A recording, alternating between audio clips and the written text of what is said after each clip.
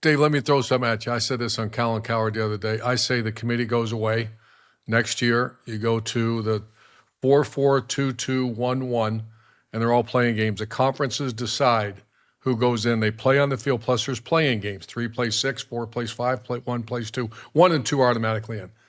But it's first of all, it's a cash generator. It keeps all the teams alive that may get hot at the end of the season, and you do not get punished for. Now you'll see the Alabama against USC. You'll start seeing, because if I'm a coach and I know I'm going to play those games because I want to know where we're at. Right. I want to toughen my guys up. Now, no. I got Old Dominion, I got Miami, Ohio, and Florida A&M. That's who I'm going with.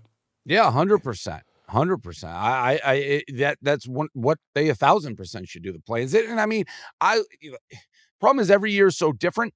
And like last year, you had teams with more losses. There were way more 3 more lost teams than 2. But the 5 school and do you want to see them in? I don't. That has to be done with, right, Dave? Yeah, it's not college basketball. It's college football. So college basketball, yeah, you can get that crazy upset the tournament, but these teams are just going to get slaughtered. And there might be 2 group of 6 teams this year, by the way. Yeah. 2? Yeah, for sure. American and Sunbelt might both send a team to the college football playoffs because the ACC is so down. If Duke wins the ACC championship game, there may be no ACC team heading to the playoffs. But if Duke win, once Duke didn't get, I was looking at it, I think then Duke would be ranked higher if they won that. That's a big if. And the ACC, would be pushing behind the scenes really, really hard for that to happen. But man, right now, all those programs, North Texas and Tulane and James Madison, ACC? all above them, right? As of now. Duke is not ACC. ACC could be out. For sure they could be out. And they don't really deserve to be in right now, unless you're talking about Miami. All right, Dave, so we're talking about not complaining, but just some things that we can do better in college football. So beyond just the college football playoffs, if you were a college football commissioner right now, let's make you the Lord of college football. What is something that you're going to change, tweak, or alter in college football? The number one thing is what everybody's saying right now. You get the timing of when coaches bounce, players bounce, keep the portal locked, keep the coaches locked, until the final whistle of the national championship or we got whatever. Put everybody at the same playing field so you don't have the Lane Kiffin situation that just happened. You don't have what's going on in BYU just happened. I also, which I think they're going to do, turn this into a salary cap situation and treat this like Major League Sports. All right, Bryce Underwood, you come out of college, I don't care, let's say $20 million. You got a 3-year deal, 4-year deal, $20 million. You're under contract. You're not. These players can't be bouncing around year to year. You're signing contracts like in Major League Sports. You can't go from the Yankees to the Red Sox to the Orioles every single year based on it. You sign your contract, and that's what you do. Too much movement, and obviously this fiasco is, in a weird way, I think it's good for college football. A part of me loves seeing Lane at the airport getting booed, and you feel like you're in Friday Night Lights. And it's for me, which likes the theatrics of it all, I'm glued to it. People are saying Juice Kiffin, his dog, isn't even his real dog. I love that stuff. I'm locked in on it. But it's so college football, right? It is. It is. But it's bad for the kids going into a playoff. Not all of them. It's kind of crazy. You want to see Ole Miss at its best. So I love it and I hate it all at once. But as long as it's rules, that's what I would do if I was a commissioner.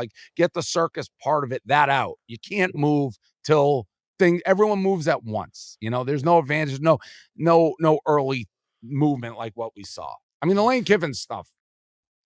I'm sick about it because LSU is about to be a problem. He's perfect there. Yeah, LSU is really about to be a problem. I've been known they were a sleeping giant, and they really just flexed their muscle. Did you see the story? Well, it's actually my buddy McShay, who I grew up with, went to high school. He said the reason Lane was waiting so long is because if Alabama lost the Iron Bowl, he was thinking that job may open, and that's actually the job he wanted. I think that's why he was waiting. Assuming Alabama wanted him, though. That might be a big assumption, Mark. Isn't him and Saban super close? Yeah, he was waiting on that result. I know, because he was waiting on that result. Yeah. But hey, no, you're a gambling man, Dave. We saw Ohio State. I think they proved to be the most complete team in the country. You're a betting man. Who are you putting your money on right now to win that? I mean, championship? I would never put it on Ohio State. I think they're. I think I with think you guys, secretly I you asked are. them versus I'm the going on field. record. You are. Money talks, man. The quarterback's so good. He reminds me like Brady Drake May. He's just so quick and smart with his decisions. Not that we got pressure on him. I think Notre Dame is maybe the second best team. I don't think they're getting in. Georgia, I'm curious to see what they do. But I think Ohio State is head and shoulders above everybody else. Do you have a futures on? You have any money on this thing coming up, man? I did an early like parlay Notre Dame Patriots Super Bowl, but I don't think Notre Dame's getting in now. Notre Dame Patriots And BYU, I'm going to root for BYU. I think BYU gets in. I think BYU. I like Provo Dave. I ain't gonna lie. I like Provo Dave. I think they beat Texas Tech. All right, I'm a novice with all this. I just love seeing you and Austin stare at your damn phones. And I ask you, I say, hey, man, are you bet? So, like, you might not share this with us. On a good weekend, are you dropping 25, 50? I mean, what do you – I bet like 50 grand a game. A game. A game. Shit. Hey, that boy, hey, he getting to that money. So when you He see getting me to on my that money. phone and I'm like sulking and being like, what's going on here? Yeah, 50 grand a game about. I mean, I obviously the more successful Barstool has become, my units go up. So what's the best weekend you've had when you walked away in a plus? Honestly, the best I've ever done, it was Look at Mark. Rose Bowl, which I said Mark and I hadn't met. We're in the same suite. I had $1 million on Michigan in the Rose Bowl against Alabama. Oh, A mill. I went out and came back in. I just heard you talking about Alabama and the Rose Bowl. Like what? Yeah. We were in the same suite for a minute. Yeah, we hadn't yeah. met yet. Yeah. No, So there was that a million Michigan people in there. I'm like, I gotta get out of here and go down to the sideline. Like that led to my best streak of gambling of all time because I won that bet, and I'm like, all right, I won it. And then I believe I took Washington against Texas. They won that game for another $1 million. Then I put like Oh, my half God. $1 million on Scotty Scheffler to win the Masters at like 4-1.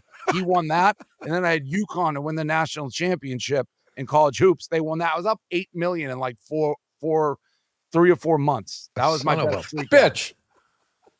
I give it hell of all a back. run. All right, now the opposite, Mark. All right, the worst day when you walk out to your car and you drive home, you're like, son of a bitch. So I mean, I've lost. My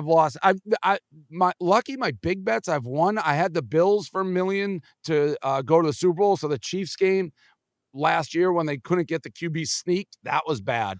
That was a really bad one. But I only would bet that much if I'm like up, or the Michigan Rose Bowl was a special game for me. So I'm going there. I was talking, but I usually bet the same amount no matter what. So you don't get into that 7-figure stuff.